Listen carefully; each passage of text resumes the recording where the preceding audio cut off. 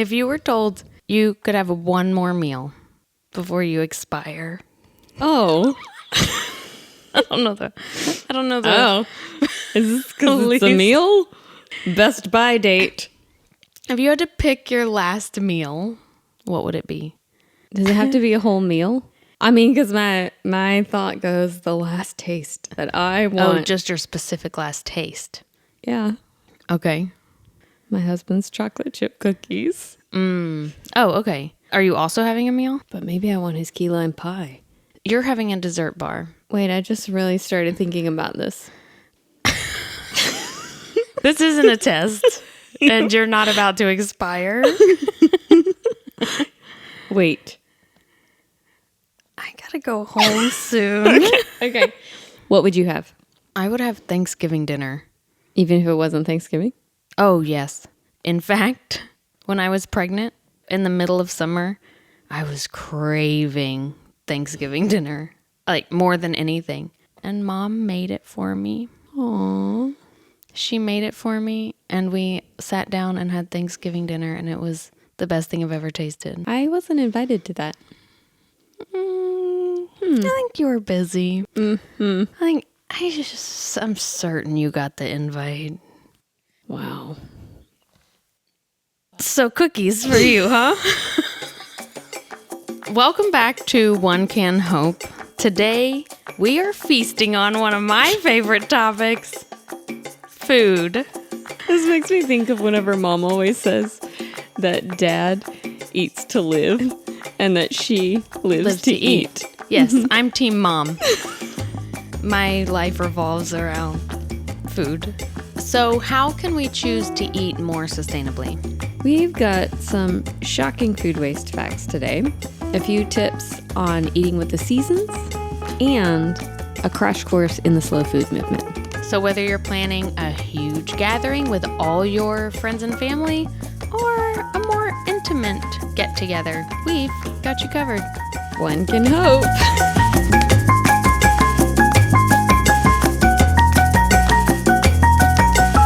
It's time for some of those facts that we like to start our episodes with. Yeah, and it's a little downer moment, but I like to think we're starting at the bottom of a hike, but we're getting to the beautiful view at the top.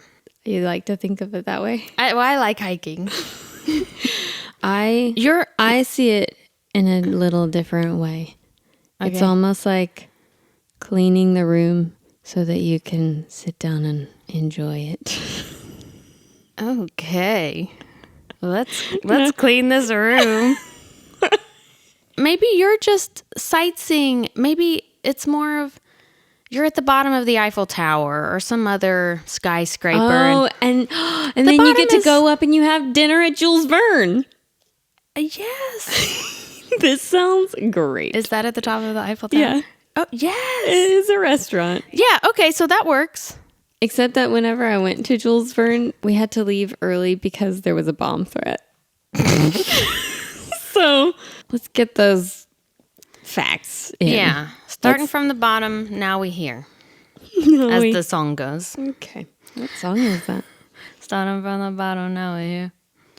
Started from the bottom, now the whole team here.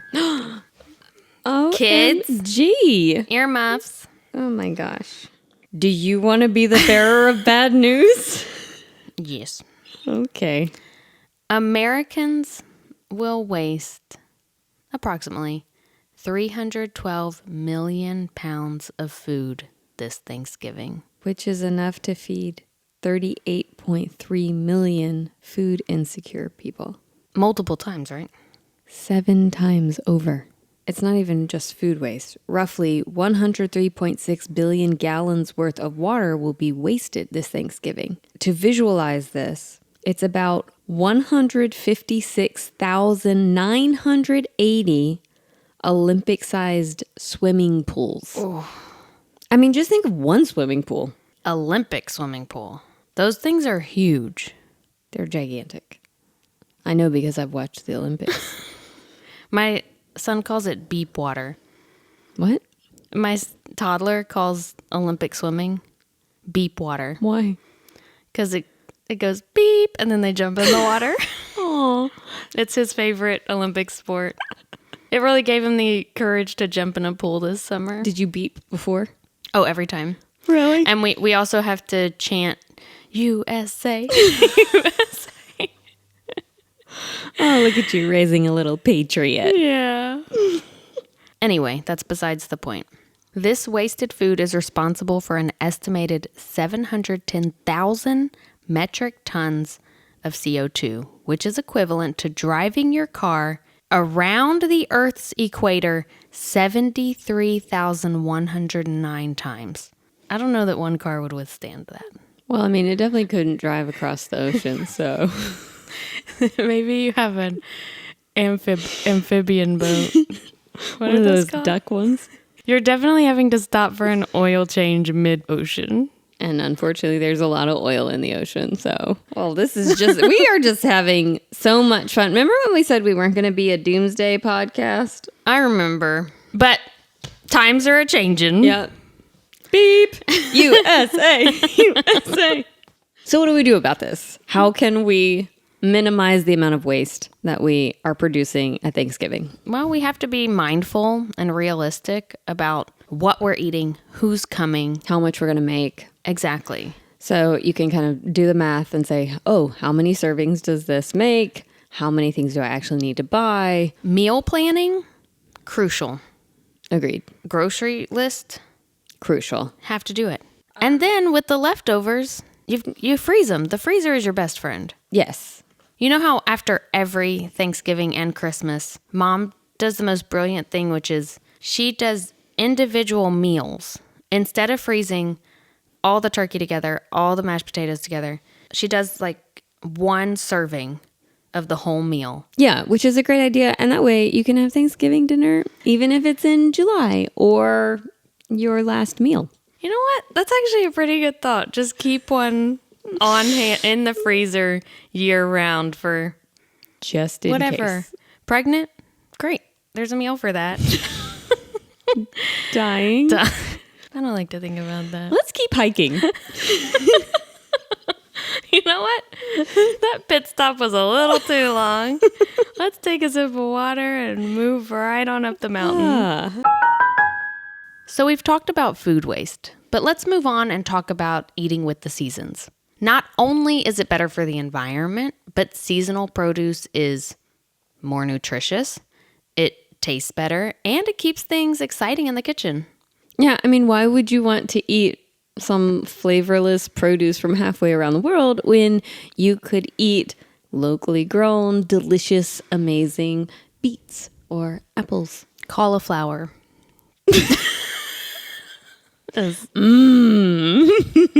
Cauliflower is actually so good. If you say so.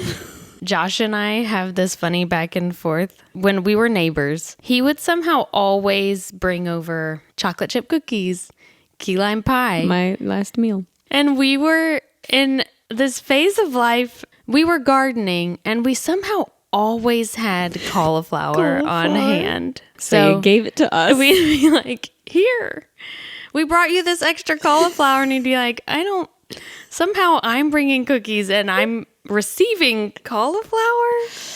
I don't know if that's a fair trade. Yeah, I don't think it is. I'm like, but have you had cauliflower cookies? No, you know what? I haven't had cauliflower. Don't knock it till you tried it.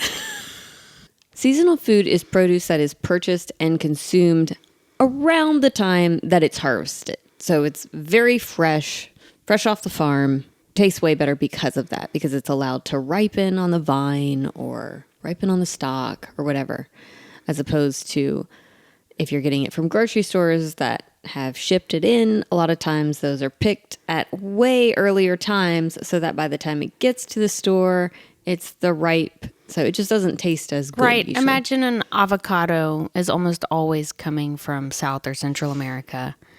And when we get it, it's rock hard because it was picked so that by the time it got to us and got to our kitchen, it would still be good. The idea of eating with the seasons is that you are, one, supporting your local farmers. You're getting your food in an area that is meant to be growing that type of food at that time of year. This is a nice nod to our episode 2 weeks ago where we talked about supporting local small businesses. Voting with your dollars. That's right, because it keeps it in the economy. Studies have shown that more than 1/3 of greenhouse gas emissions created by human activity comes from the way we produce, process, and package food. So it's not just about the food waste, it's also about how we're getting our food. Absolutely. You know what else I find really fascinating? We did a class at the shop that was called Eating with the Seasons. And in it, the woman who was the instructor was talking about how the earth kind of has these specific things for you to eat at certain times because it's prepping your body. So for instance, in the summertime, you have watermelons that are full of hydration because in the summer, we as humans need that extra water. Or whenever it gets into colder months and you're starting to eat the root vegetables and all of that, it's helping build immunity. It's increasing the caloric intake because you're colder, so you would typically need a little bit more That's so skin interesting. on your bones. And so my dream is to actually live with the seasons where you just rest during the winter and you like have a renew situation in the spring. Summer, you're like going full force. Yeah. Fall, you start to slow down. Okay, I'd like to rest in the summer though. It's because it's pretty hot. Well, that doesn't work with the seasons. You're going to have to rethink it. Okay, well, there goes my plan. I guess if you're eating Thanksgiving dinner in July, maybe you could be resting. There's a great guide that lets you see which produce is actually in season with you in your region. I'm sure that's very helpful.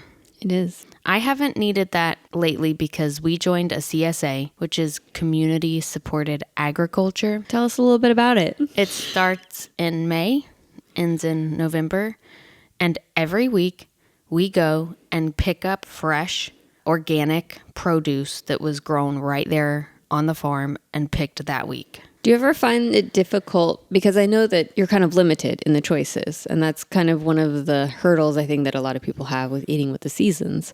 Do you ever find it difficult to figure out what you're going to do with certain produce? Yes. In the early months and like right now, we're getting so many greens. Kale, Swiss chard, arugula, a spring mix, cabbage, lettuce, more than we can handle. So lots of leaves. Lots of leaves going on right now. We have a ton of ways to eat them. We do salads. We put spinach or chard and like an egg scramble in the morning, or we can make coleslaw with the cabbage. But our CSA also has a table where if you know you're not going to eat it, you can put it on the table for someone else to grab.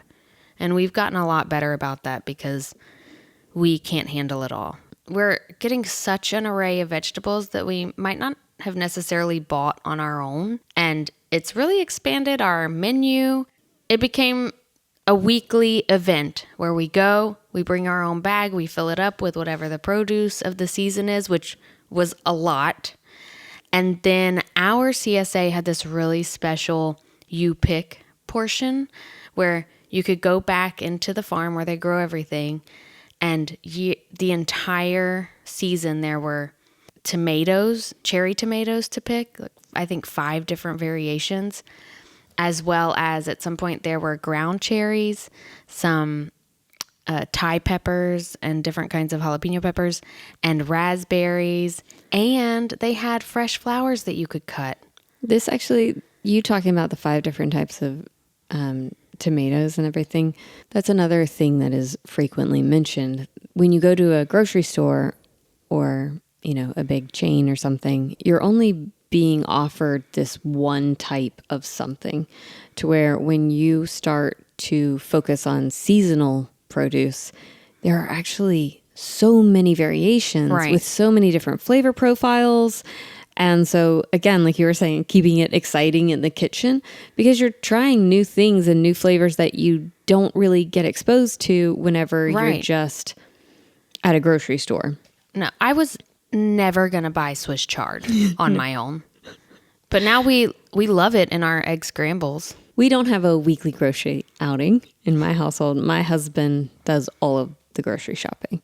And he does most of it at the farmer's market. So not a CSA, but in a way similar because it's all local farmers and they bring their produce or their meats or their cheeses or whatever to the stalls that meet at the market on specific days. They're really great about putting things in our own containers. So like he'll bring the container and say, please just put it in here. And they're great about that. And that way we can avoid packaging because that's something that's really important to us, obviously. Yeah, that's another big benefit with the CSA. It's nothing is wrapped. Not the spinach isn't in bags. The bell peppers aren't plastic wrapped. It's all just there for you to grab and put in your own container. Isn't that lovely? Yeah, it's amazing. Again, it's so that much no trash waste. comes from that. What's great too is it's at the point now where one, people recognize Josh so they know immediately to just put it in the container. But whenever he was first starting it,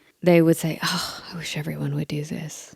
Not only because it would save them money, right? Because they don't have to keep buying these plastic bags or whatever the things are that they're having to put things in. But also just, it's so much less waste. And farmers care about the environment too. They want they're to seeing all sorts succeed. of change in the environment that they're trying to cope with and figure out. And whether you're going to a farmer's market or a CSA, it's really nice when you're seeing and meeting the people growing the food. You know exactly what their practices are. Is it organic? Are they using pesticides? All these questions. And they're willing to talk about it. They're passionate about it. They're passionate and about they're proud of what they're doing.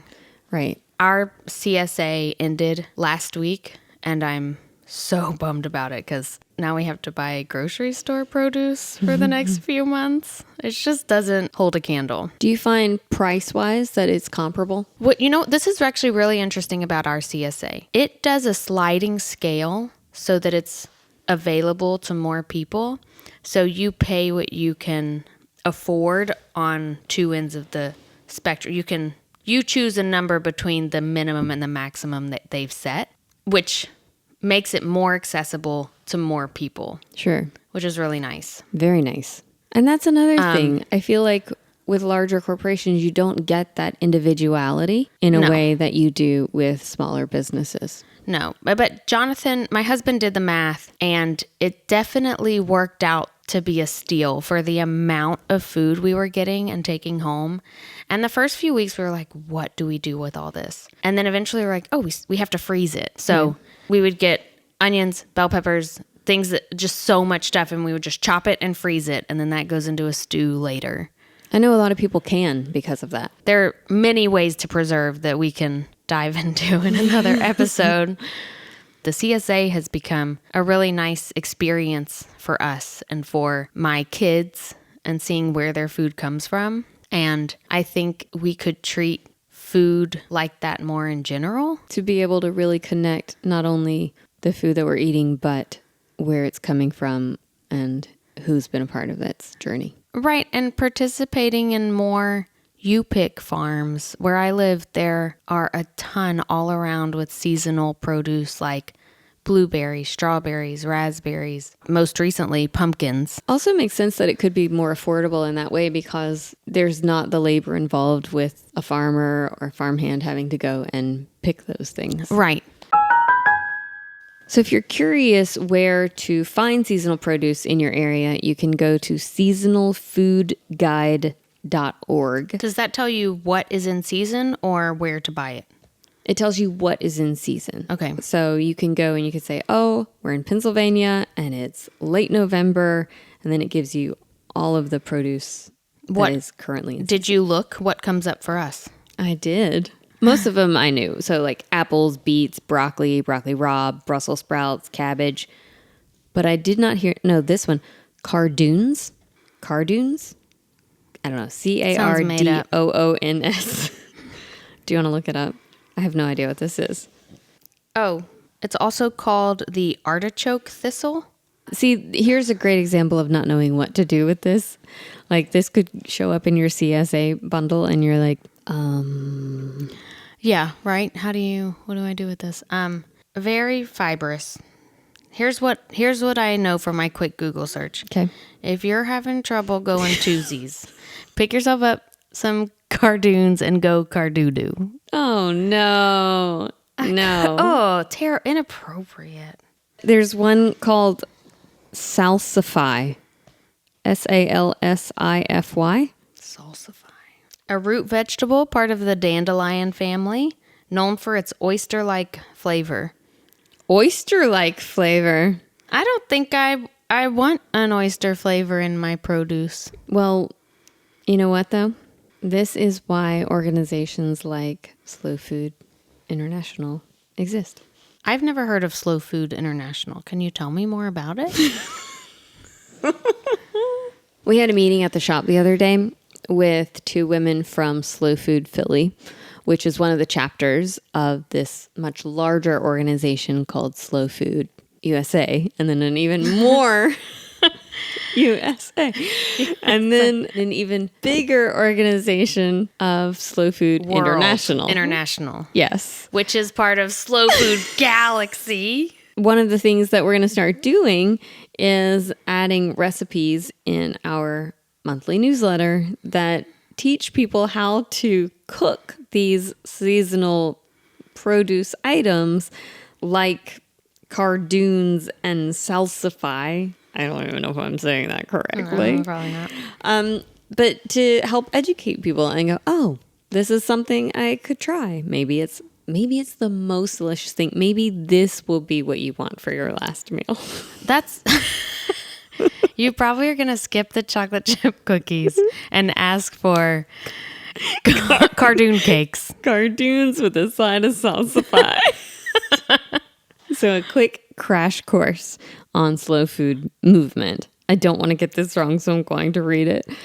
It was founded in the late 80s, 1989, late 1900s, to counteract fast food and fast life, the disappearance of local food traditions, and people's dwindling interest in the foods they consume.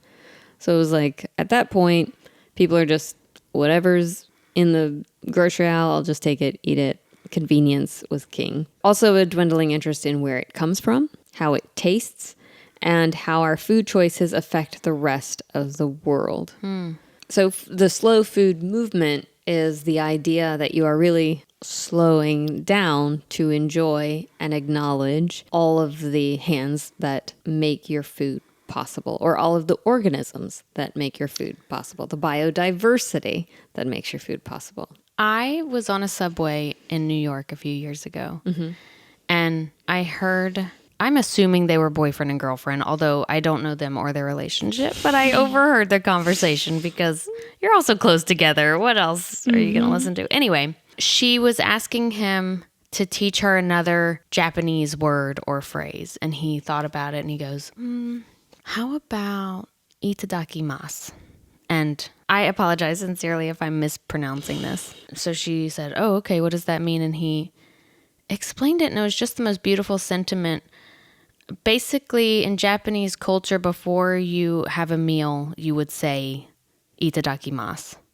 And I think it casually means let's eat, but the origin is more of a I humbly receive this food and I thank the fisherman that caught the fish, the farmer that grew the produce, everything that went into this meal being here in front of me. It just stuck with me. It was such a beautiful concept to think of your food in that way. Yeah, I to have agree. such a different relationship with it. To go back to slow food, there are tons of chapters around the United States. You could absolutely look into them. A lot of times, like I said, they do recipes, but you can also do tastings at local restaurants as well that prepare these meals based on seasonal produce, which, so maybe you aren't the best chef, let's say. I am. I am too. I know exactly how to cook pre-packaged My cookie husband dough. loves when I'm in the kitchen. A few weeks ago, we did a family fun day to an apple orchard, and it was a really nice little local farm. And I think this is pretty popular here in Pennsylvania, but this is not something we did growing up in Louisiana. I don't know. Are there apple orchards in Louisiana? I don't think so. Not in like Charles. No, definitely not in Lake Charles. So anyway, we get there and you take a wagon ride into the trees. There are an insane amount of different kinds of apples. Like All different flavors. you were mentioning that with produce, how many we don't see. And at the grocery store, you see a handful. Sure. You see Honey Crisp and Red Delicious and Gala, Sour Granny, whatever, Granny Smith. But at the orchard, they have probably 100 variations. One was called Pixie Crunch. My toddler would not stop eating them. We had to be like, hey, you've got to calm down. We have to pay for these things. It's like, Mom, I'm eating with the seasons. Right? That was good for me. But we got 2 bags of apples. And what was so interesting is that it didn't matter what kind of apple you bought. They were $1.50 a pound. And you don't do the grocery shopping, so you don't know this. Inexpensive ones at our grocery store are $2 a pound. So this was right off the tree, multiple different variations, And for $1.50. super flavorful and delicious. They were amazing for $1.50 a pound. And then what was fun was going home and figuring out how to use them all. Because you get a little like pick Appled happy. Yeah. But there were so many ways we made applesauce, and we have some put aside for apple pie. We did a little bit of an apple ice cream. Apple pie, applesauce, apple ice Are you Forrest Gumping me right now? Lieutenant Diane. You're Bubba Gumping me right now? Yeah. Anyway, I think that treating food, whether it be apple picking or berry picking or going to the CSA, the farmer's market, if we treat it more like an experience, we build a nice relationship with our food. And that's a really nice thing to pass on to our children. We've reached the end of another episode. And ideally, you're walking away with some ideas for a sustainable Thanksgiving spread. But don't beat yourself up if you're not perfectly zero waste. Just turnip the good vibes and let us focus on the small, sustainable changes we can all make. From cutting back on food waste to celebrating seasonal produce, we can squash those bad habits and get to the root of the problem. Kale, yeah, we're all in this together. One can hope. One can hope.